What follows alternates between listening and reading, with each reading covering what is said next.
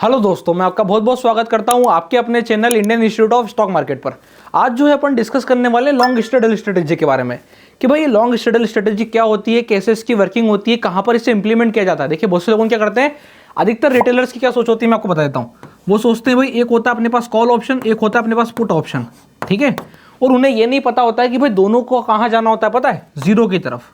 अब उनको ये नहीं पता है, उनका ये मानना है कि क्यों ना दोनों खरीद ले जाए तो क्या पैसा बनेगा। ऐसी कोशिश में वो क्या करते हैं, अगर निफ्टी की मैं बात करूं तो निफ्टी को थर्सडे को जाकर के वो क्या करते हैं, दोनों को खरीदने का सोचते हैं। ऐसा आपने बहुत सारे और जगह पर भी देखा होगा कि लॉन्ग स्ट्रेडल मतलब इसी को कहा जाता है। अभी अपन समझ रहे हैं कि क्या होता है। वो ये सोचते हैं कि भाई निफ्टी चल रही है, लेट सपोज अपन बात करते हैं 22,000 के आसपास का निफ्टी का लेवल चल रहा है, तो वो क्या करेंगे, वो ये सोचेंगे कि क्यों ना मैं 22,000 की कॉल खरीद लूँ, 22,000 की पुट खरीद लूँ। यानी कि यहाँ पर वो 22,000 की कॉल और 22,000 के पुट दोनों खरीदने के बारे में सोचेंगे। और फिर उस जगह से पता है क्या सोचेंगे, और फिर वो यहाँ से सोचेंगे कि मार्केट को कहीं ना कहीं तो मोमेंटम करना ही है, या तो मार्केट ऊपर चला जाए या मार्केट नीचे चला जाए, डेफिनेटली मैं क्या है पैसे बना लूंगा। उनको पता है क्या नहीं पता होता है कि यहाँ पर जो है एक थीटा नाम का फैक्टर जो है आपके अगेंस्ट वर्क कर रहा होता है, और उससे जीतने के लिए मेरे को एक ही चीज चाहिए होती है जिसे हम कहते हैं आईवी।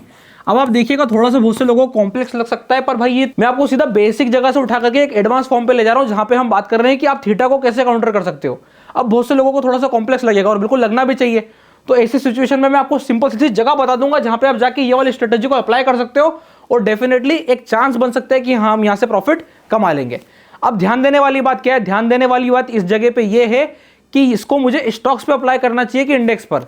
तो 99% लोगों का जवाब आएगा कि यहां पर जो है इसको अपने को अप्लाई करना चाहिए इंडेक्स पर, यानी कि निफ्टी पर, बैंक निफ्टी पर, सेंसेक्स पर, मिड कैप पर मेरा कहना है कि भाई ये गलत सोच है। क्यों?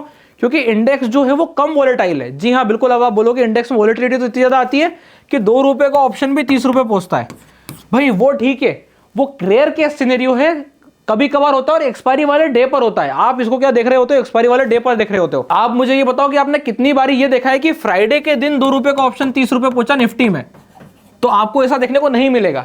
जबकि आप ये चीज देखोगे कि स्टॉक्स में आपको दिखेगा 2 रुपए का ऑप्शन 15 रुपए पहुंचेगा नॉन एक्सपायरी वाले डे पर। इसका मतलब वॉलेटिलिटी कहां पर है, वॉलेटिलिटी अपने को मिलेगी स्टॉक्स पर।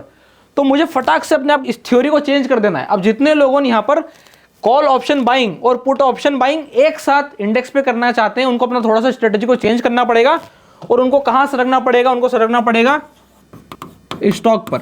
अब स्टॉक पे जाने के बाद यहां से एक और चीज निकल करके आती है, क्या बोले मेरे को कब बाइंग करनी है, अब ये और बता दो। जब इतना हो गया है तो फिर कब बाय कर लूं, सीधा अपन खत्म ही करें मामला कि काय को जबरदस्ती तब सोचना है कि काय को आईवी और काय को थीटा की बात करें। तो देखिए सबसे पहली चीज, एक चीज बिल्कुल आप क्लियर कर लीजिए कि ऐसा बिल्कुल भी नहीं होता है। अपने को सारी चीजों को एक साथ इंप्लीमेंट करके और सारी चीजों को समझ करके देखना पड़ता है। मैं चाहता हूं कि आप लोग साथ साथ सीखे भी सही। अगर मैं आपको ये बता दूं कि स्टॉक्स पे जाके अप्लाई कर लो, लॉन्ग कॉल भी कर लेना, लॉन्ग पुट भी कर लेना, पैसा आ जाएगा, तो भाई इस तरीके से वर्किंग नहीं होती है। हमें ये पता होना चाहिए कि हम इंडेक्स से स्टॉक पर क्यों स्विच हो रहे हैं। जैसे मैंने आपको अभी बताया कि मैं इंडेक्स नहीं करूंगा, मैं स्टॉक करूंगा, तो ऐसा क्यों करूंगा, उसका कुछ स्पेसिफिक कारण, कुछ स्पेसिफिक रीजन होना चाहिए। तो मैंने कहा कि वो रीजन क्या है, वो रीजन है कि वहां पर वोलेटिलिटी कम है, जीरो डीटी मतलब जिसकी एक्सपायरी अगर अपन उसको छोड़ दें, तो उसके अलावा अगर आप इंडेक्स का मोमेंटम देखेंगे तो वो एकदम स्मूथ या फिर लीनियर मोमेंटम दिखेगा। वहां पे आपको आईवी स्पाइक वाला मोमेंटम नहीं देखने को मिलेगा। पर जब हम स्टॉक्स की बात करते हैं तो यहां पे हमें स्पाइक वाला मोमेंटम देखने को मिलता है। कब देखने को मिलता है, अर्निंग पर। अब जितने लोगों को नहीं पता भाई अर्निंग मतलब क्या, बोले भाई जिस दिन कंपनी का रिजल्ट आता है कि कंपनी ने इस वाले क्वार्टर में पैसा कमाया कि दिया, तो उस वाले दिन के आसपास से आपको क्या करना है, मैं आपको स्ट्रेटेजी बता रहा हूं। लेट सपोज अपन एक एग्जांपल लेके चलते कि भाई एक मेरा XYZ स्टॉक है, ठीक। अब मुझे रिजल्ट के 3 दिन पहले, 4 दिन पहले प्लानिंग कर लेनी है। मुझे पहले से पता तो चली जाता है कब रिजल्ट आने वाला है। आप चाहें तो जाके BSE की वेबसाइट पर जाके देख के चेक कर सकते हैं कि किस कंपनी के कब रिजल्ट आने वाले हैं। आपको गूगल की वेबसाइट पे जाकर डालना है BSE रिजल्ट डेट। जैसे ही आप जाके देखेंगे कि BSE रिजल्ट डेट में आप जाके अपने स्पेसिफिक स्टॉक का नाम डालेंगे, आपको उनकी तारीख दिख जाएगी। अब मैं ये वाली वीडियो क्यों बना रहा हूं, क्योंकि आने वाले मात्र 1-1.5 महीने के अंदर में हमको रिजल्ट मिलने वाले हैं। मार्च क्वार्टर खत्म हुआ है, मार्च क्वार्टर खत्म होने के बाद अपने को रिजल्ट से रिजल्ट्स मिलने वाले हैं। अप्रैल और मई में हमको डिफरेंट कंपनीज के रिजल्ट मिलने वाले हैं। ऐसे में इस वाली स्ट्रेटेजी को हम सही जगह पे और सही समय पर इस्तेमाल कर पाए तो ये प्रॉफिट मेकिंग स्ट्रेटेजी बन सकती है। इससे एक और चीज क्लियर होती है कि ये वाली स्ट्रेटेजी एवरी टाइम की नहीं है, कि बहुत से लोगों ने सोचे रोज आकर के यही करूंगा, गलत है। हर समय के हिसाब से अलग अलग स्ट्रेटेजी बनाई गई है। अब लोगों को क्या लगता है लॉन्ग स्ट्रेडल है कभी भी चलाओ, कैलेंडर है कभी भी चलाओ, आयरन फ्लाई है कभी भी चलाओ। भाई ऐसा नहीं होता है। आयरन फ्लाई मुझे चलानी है तो मुझे चाहिए सेफ वाला इन्वायरमेंट, लो विक्स इन्वायरमेंट, जहां पे मार्केट हिले ना, साइडवेज रहे, निफ्टी 100-150 पॉइंट का मोमेंटम करे, मोर देन इनफ है। अभी क्या हो रहा है, निफ्टी चल रही है 200 पॉइंट, 250 पॉइंट, 300 पॉइंट, तो ऐसे में आप सोचोगे आयरन फ्लाई चलेगी, नहीं चलेगी। एक स्पेसिफिक रेंज चाहिए होती है आयरन फ्लाई को चलाने के लिए। ठीक उसके अपोजिट जब मैं लॉन्ग स्ट्रेडल की बात करता हूं तो मुझे रेंज चाहिए ही नहीं, मुझे चाहिए स्टॉक फटे। अब चाहे ऊपर फट जाए चाहे नीचे फट जाए। तो क्या सिनेरियो, ध्यान से देखिएगा। XYZ कंपनी का रिजल्ट आने वाला है, अभी हाल उसका रिजल्ट है थर्सडे को, तो मुझे एक हफ्ते पहले की प्लानिंग करनी है। मतलब मेरा ट्रेड यहाँ पे फ्राइडे के दिन लग जाना चाहिए। अगर ट्रेड आने वाला है मंडे को, जैसे मंडे को रिजल्ट आने वाला है, तो मेरा जो है ट्रेड कम से कम ट्यूसडे तक, वेडनेसडे तक लग जाना चाहिए। जाना मुझे सैटरडे संडे के पहले। अगर ट्रेड आ रहा है फ्राइडे को, जैसे सपोज आपका रिजल्ट ही आ रहा है फ्राइडे को, तो आपको ट्रेड लगाना पड़ेगा प्रीवियस फ्राइडे को, क्योंकि उसके बाद क्या होता है, मंडे से मार्केट काउंटर करने लग जाता है कि देखो अब तो रिजल्ट आने वाला है। और ऐसा सिनेरियो जब बनता है तो आईवी ऑलरेडी स्पाइक हो चुकी होती है, तो आपको ऑप्शंस महंगे मिलेंगे।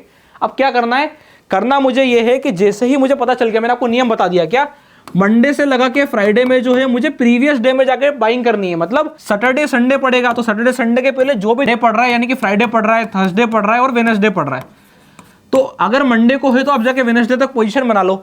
इसके आगे कभी भी है तो आप इसके वेडनेसडे, थर्सडे, फ्राइडे में कभी पोजीशन बना सकते हो। पर फ्राइडे को पड़ रहा है तो भी आपको क्या ध्यान रखना है कि मुझे पोजीशन सैटरडे संडे के पहले यानी कि बनानी फ्राइडे को ही है। अब क्या करना है ये समझते हैं। XYZ स्टॉक है, उसका रेट 100 रुपये चल रहा है। कंपनी का चार्ट कैसा होना चाहिए ये भी देख लीजिए। कंपनी मूव कर रही है, नीचे की तरफ आई है और सिमेट्रिकल ट्रायंगल में घुस गई है, यानी कि कंपनी रिजल्ट के पहले साइडवेज मोमेंटम में है। जो भी कंपनी, अब देखिए रिजल्ट तो सारी कंपनीज का ही आना है भाई। जितनी कंपनी F&O में लिस्टेड है, अपन मान के चलते हैं 100 कंपनी ऐसी जिनमें अच्छा वॉल्यूम है, तो उन 100 कंपनी का रिजल्ट आना है। अब उन 100 कंपनी में से अगर मुझे 20 कंपनी इस वाले पैटर्न की मिल जाती है तो क्या खराबी है। अब कौन सा टाइम फ्रेम पे, 1H पे होना चाहिए और 1D पे साइडवेज होना चाहिए। 1 डे पे और 1H पे हमें थोड़ा साइडवेज मोमेंटम मिलना चाहिए। 1H पे हमें जो सिग्नल मिलना चाहिए थोड़ा सा ट्रायंगल फॉर्म में, symmetrical triangle, ascending triangle, descending triangle का फॉर्म होना चाहिए। और 1 डे पे हमें थोड़ा सा साइडवेज मिलना चाहिए, यानी कि कैंडल कुछ इस फॉर्म के होने चाहिए कि तेजी हुई, फिर उसने एक लाल कैंडल बनाया, फिर तेजी हुई, फिर उसने प्राइस में होल्ड कर दिया। इस प्रकार के कैंडल्स बन रहे हैं, यानी कि प्राइस क्या कर रही है, सिमेट्रिकल ट्रायंगल की ओर बढ़ रही है। अगर ऐसी सिचुएशन हमें दिख जाती है तो यहाँ पे कुछ नहीं करना है, एक कॉल ऑप्शन खरीदना है। लेट सपोज इस जगह पे इसका रेट चल रहा है, स्टॉक था 100 रुपए का और नीचे गिर के आने के बाद इसकी पोजीशन बन गई है 95 रुपीज के आसपास, इसी पोजीशन दिखाई दे रही है। तो 95 रुपए का ही अगर मैं कॉल ऑप्शन बाय करूं और 95 रुपये का ही मैं पुट ऑप्शन बाय करूं, तो आप समझ जाइएगा यही वो लॉन्ग स्ट्रेडल की स्ट्रेटेजी है। अब यहाँ पे बहुत से लोगों बोलेंगे भाई इसमें लॉन्ग स्ट्रेडल क्या हुआ। देखिए मैंने वीडियो थोड़ी सी कॉम्प्लेक्स रखी है। मैंने आप लोगों को ये नहीं बताया कि लॉन्ग स्ट्रेडल क्या होता है। लॉन्ग स्ट्रेडल ये होता है कि भाई एक कॉल को खरीदना और एक पुट को खरीदने को हम लॉन्ग स्ट्रेडल बोल देते हैं। सिंपल सीधा सा गणित है। मैंने इस वाली वीडियो में साथ साथ एक स्ट्रेटेजी बताई कि क्यों हमें स्टॉक पर ट्रेड करना और किस समय करना है। इंपॉर्टेंट बात ये है। अब यहाँ पे 95 की कॉल है, 95 की पुट है। ऐसा सिनेरियो बना, मैंने क्या करा, दोनों को खरीदा। अब रिजल्ट आया और रिजल्ट में आपको पता है कि रिजल्ट के बाद आपको जो है पोस्ट अर्निंग अनाउंसमेंट ड्रिफ्ट देखने को मिलता है।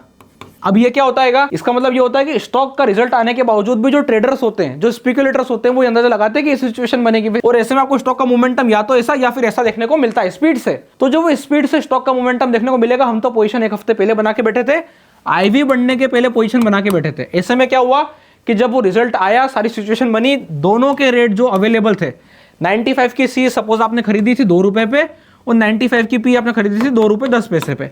अब क्या हुआ, ऐसा सिनेरियो बना, एक समय ऐसा आया कि दोनों घटे और फिर एक साथ दोनों बढ़े। दोनों बढ़े मतलब एक साइड में आपको 2 रुपए का ऑप्शन होते दिखा, सपोज मार्केट यहां से ऊपर की तरफ चला गया तो 2 रुपए का ऑप्शन आपको 4 होते दिखा। और क्योंकि आईवी बढ़ गई, मैंने रिजल्ट के अगले दिन या उसके अगले दिन एग्जिट ले लिया। मतलब 2 दिन मुझे मैक्सिमम वेट करना, उसका एग्जिट लेना ही है। तो ऐसे में क्या होगा कि जो 2 रुपए का ऑप्शन 4 रुपए पहुंचा, यहाँ पे क्योंकि आईवी बढ़ गई थी, 2 रुपए 10 पैसे की जो पी है मुश्किल से घटेगी 1 रुपए। ऐसे में मुझे नेट 1 रुपए का प्रॉफिट मिलेगा। और क्योंकि ये स्टॉक्स के ऑप्शन है और 100 रुपए का ऑप्शन था, यहाँ पे लॉट साइज आपको पता ही है 5000, 7000, 10000 की होने वाली है। तो 1 रुपए भी मिला लॉन्ग स्ट्रेडल में, तो मेरा काम हो गया। इस हिसाब से जो है हम लॉन्ग स्ट्रेडल करते हैं। तो आई होप मैं ये मान के चलता हूँ कि आपको ये पता चल गया होगा कि लॉन्ग स्ट्रेडल क्या होता है, लॉन्ग स्ट्रेडल हम क्यों इंडेक्स पे इस्तेमाल नहीं करते, हम इसे क्यों स्टॉक पे इस्तेमाल करते हैं और स्टॉक पे इस्तेमाल करने का सही समय क्या होता है। अगर आपको वीडियो पसंद आई तो फटाक से वीडियो को लाइक कर दो, चैनल को सब्सक्राइब कर दो। और अगर आपने अभी तक अपना डीमैट अकाउंट नहीं खुलवाया है, डिस्क्रिप्शन के नीचे लिंक मिल जाएगा, आप जाकर अपना डीमैट अकाउंट ओपन करा सकते हैं। तब तक के लिए बहुत बहुत धन्यवाद।